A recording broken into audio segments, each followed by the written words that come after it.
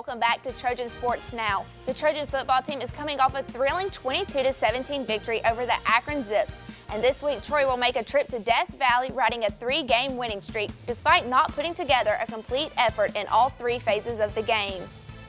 On Saturday, the Trojans will face off against the number 25 ranked Tigers of LSU in Tigers Stadium.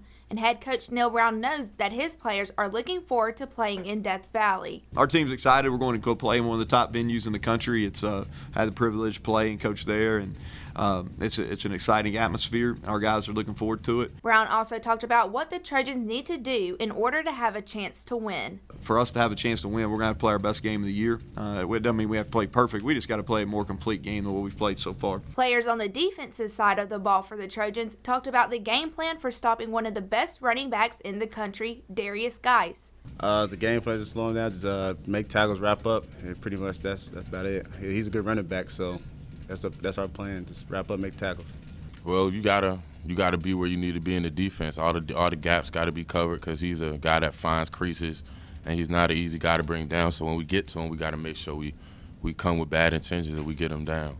And running back Josh Anderson said that the Trojans need to find a rhythm early in order to be successful. The speed, yeah, it might be a little bit faster, but I feel like, the way our offense is, we're up-tempo offense, and so I feel like if we get them tired early, they're going to slow down a little bit, and we'll just keep doing what we've been doing, just like every other game.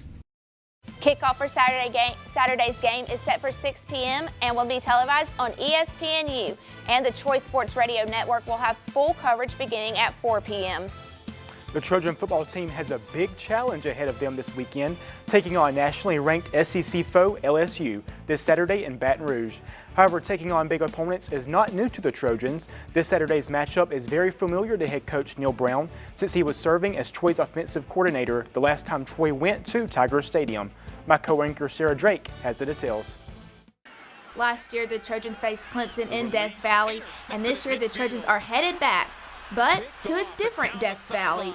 This year, the Trojans will be going to the Death Valley in Baton Rouge, Louisiana to face off against the LSU Tigers. And head coach Neil Brown calls them one of the most athletic teams in the country. And we got LSU up next, and LSU looks about like what you would think LSU looks like. I mean, they are what they always are. And that's one of the most athletic teams in the country. This is the 3rd game between the two schools, and LSU leads the series 2-0.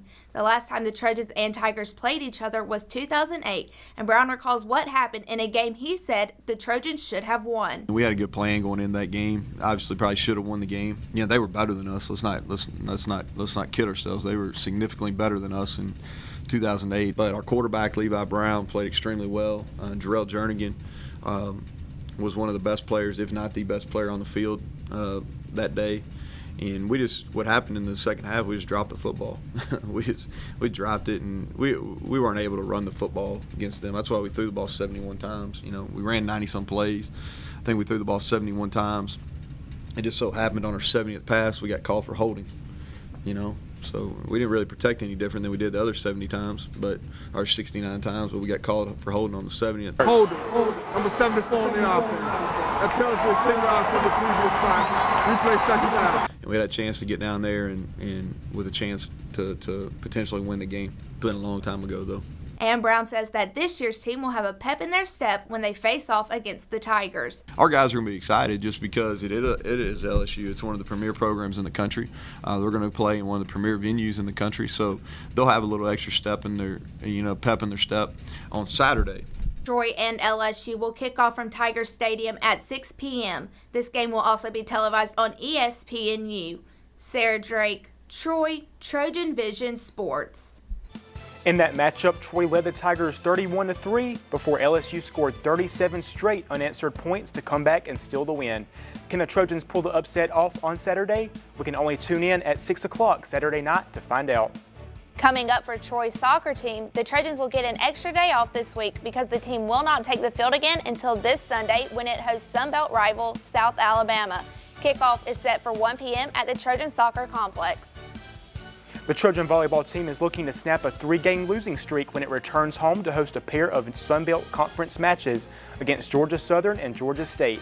The Trojans will face the Eagles on Friday at the Trojan Arena. Both games are scheduled to start at 6:30 p.m. And now going to the track, both of the Trojan cross country teams will be in action this Sunday in the JSU Foothills Invitational at Jacksonville State in Oxford, Alabama. The women's cross country team will be looking to improve on their 16th place finish at the Mountain Dew Classic this past weekend. Head coach Elliott Blount talks about what he expects out of the men's and women's teams. The men are back in action with a full 8K.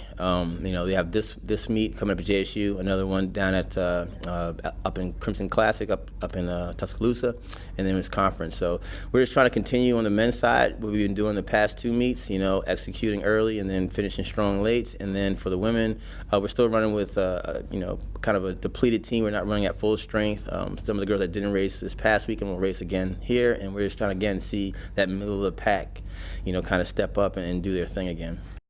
The women's golf team had this week off, and that was probably a good thing since it gave the team time to get to know their new head coach a little better. Randy Keck was only on the job a few days before he had to take the team to its first tournament. They had this past week off, and Keck says that this was beneficial for becoming closer to his team. Jumping into that first tournament so fast was really tough.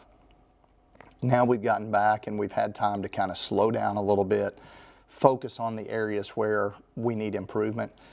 We've split up, we've done a lot of drills, we've done a lot of work, and the kids have kind of grown accustomed to the way I do things a little bit. And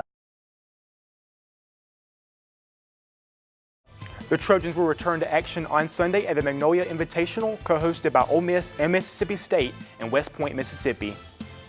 The Troy men's golf team will have a couple of weeks off before going to compete in the Intercollegiate at the Grove at Middle Tennessee in College Grove. That tournament is scheduled for October 8th through the 10th, and Junior Callum Masters know it will be another strong field. Definitely another strong field, which is good because that means go clip some really good teams that can bump that ranking up later in the year and move, and you can just kind of ride that win that you got over those teams. But all around, it's going to be a really strong field and give us a good chance to get back on top of things. That's all the time we have for Trojan Sports Now. Check us out online at youtube.com/Troy Trojan Vision to catch anything you missed. For Sarah Drake, I'm Justin Walker. Thanks for watching, and as always, Go Trojans!